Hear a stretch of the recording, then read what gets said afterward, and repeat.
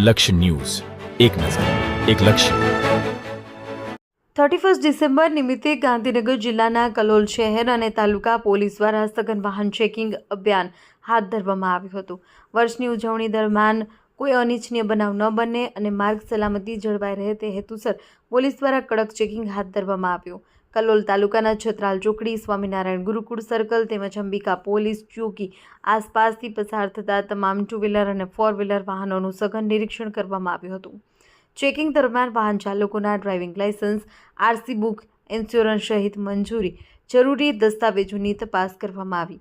સાથે જ વાહન ચાલકો દ્વારા કોઈપણ પ્રકારના નશાયુક્ત પદાર્થનું સેવન કરવામાં આવ્યું છે કે નહીં તેની તપાસ માટે બ્રેથ એનાલાઇઝર મશીનનો ઉપયોગ કરવામાં આવ્યો હતો. નિયમોનું પાલન કરનાર વાહન ચાલકોને તપાસ બાદ આગળ જવા દેવામાં આવ્યા, જ્યારે નિયમ ભંગ કરનાર સામે કાયદેસરની કાર્યવાહી કરવામાં આવી.